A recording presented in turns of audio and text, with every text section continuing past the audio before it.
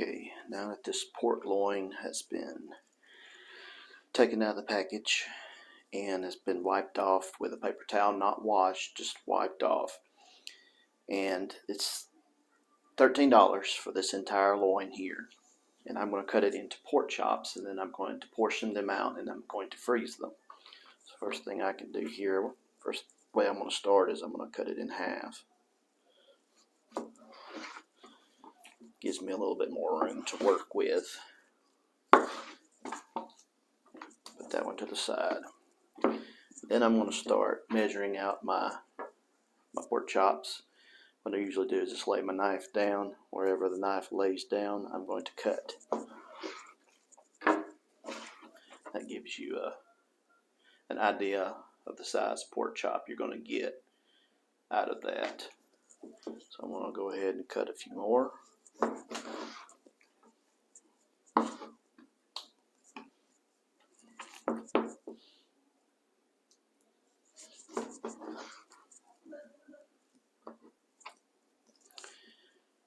Love these pork chops. There's a couple of different ways you can actually do these that I recommend that you do. One way that you can cook these is by putting them into a sealer bag and sous videing them at 145 degrees for about 2.5 hours, and then either searing it on the stovetop or taking it out to your grill and searing it on each side for a couple minutes. You'll have perfectly cooked pork chops every time, and they're tender, they're juicy, they're delicious. Or you could do the oven method. Is another method that I use when I am making pork chops.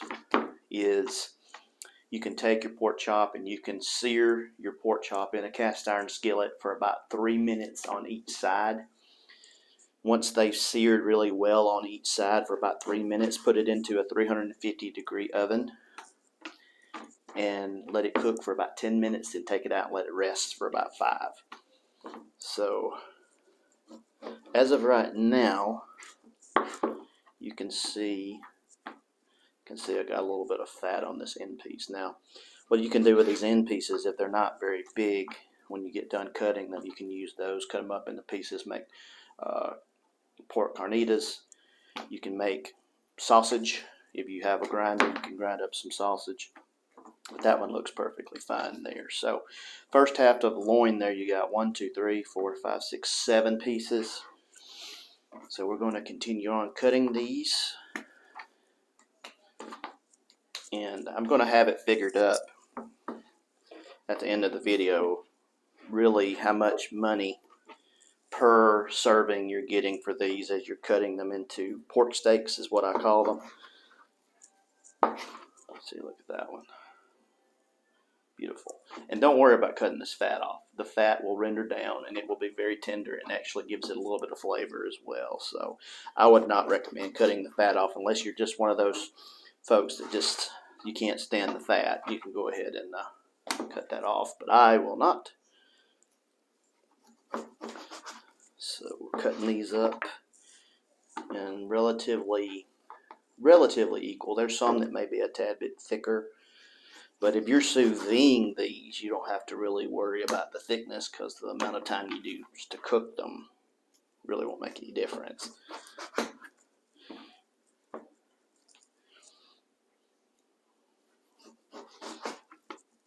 And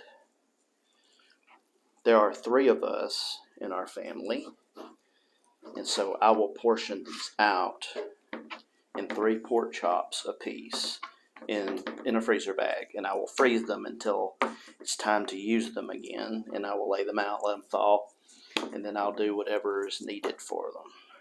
If I'm going to cook them on the grill, if I'm going to sous vide them, if I'm going to pan cook them, that's what I would do with them.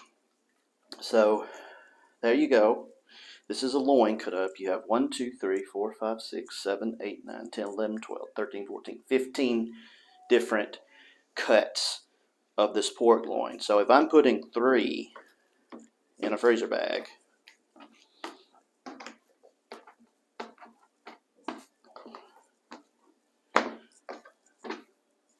that gives me 1, 2, 3, 4, 5 meals for the month that I can have pork chops.